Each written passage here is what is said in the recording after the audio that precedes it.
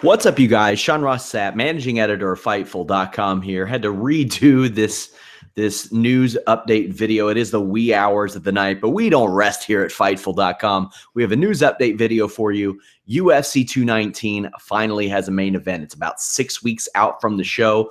Things were starting to look a little bit scary, but as we mentioned on this week's Holy Smokes MMA podcast, there had to be an announcement this week, whether it was Nate Diaz versus anybody or this fight.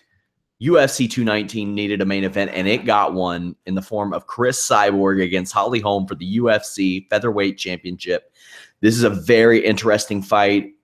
Hands down, the biggest challenge that Cris Cyborg has ever faced. Very likely the biggest challenge that Holly Holm has ever faced in her career. And this is a big one. This is what many consider a dream match. Holly Holm is a person that many think should be that champion. As you see here on MMADecisions.com, she was favored by about 59 to 60% of media and fans in her UFC 210 fight or 208 fight against Germaine de Randamie for that championship. I had it scored for Holm, or for de Randamie rather, but I was in the minority there. It was like overwhelming, like outrage that Holly Holm lost that fight. Although it was a close fight, she very well could be the UFC featherweight champion right now. And Cris Cyborg might not even have that title, but we're going to settle it at UFC 219 December. This probably wasn't the big year-end type of show that they thought it would be, but I think it's a really solid card. You have Jimmy Rivera, John Lineker willing to step up to fight him. There's a lot of meat and potatoes to this UFC 219 show. And Cris Cyborg versus Holly Holm is a fight that they can market, that they can really push over these next several weeks. They have tons of cards in which they can promote this fight on, but it's a big one.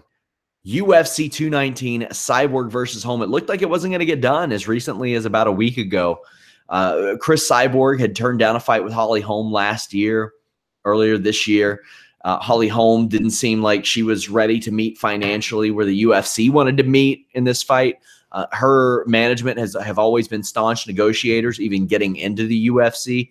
It looked like that was going to be a hurdle, but they did it, and she has paid off in spades for them. Cyborg versus Holm. This is, in my consideration, one of the top women's fights in MMA history. A great challenge for both women. Can't wait to see that.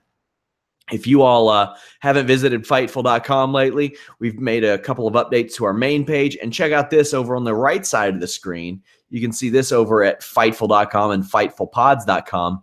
James Lynch's MMA Industry Podcast. You all see him giving us exclusives all the time. I mean, every day we're getting exclusives from James Lynch.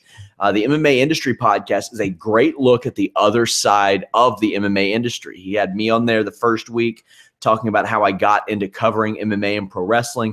The second week, he had Aaron from TSN talking about the process of covering a big event like UFC 217 live. He did a solo show last week where he talked about his experiences, and then it had an MMA manager on this week to talk about that end of things. It is an outstanding resource that you all have to check out. It is incredibly ahead of his time, and I encourage you guys to be well ahead of the curve as well. Of course, visit Fightful.com. We have UFC Australia this weekend and Boomerang attacks. Colby Covington's been sent home. Fabricio Verdum has had charges pressed on him. We have all the news over at Fightful.com.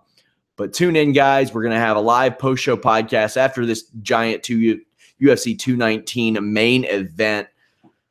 Hell of a rabbit that they pulled out of the hat here. Until next time, guys, like, subscribe, thumbs up, and thank you so much for the support. We're out.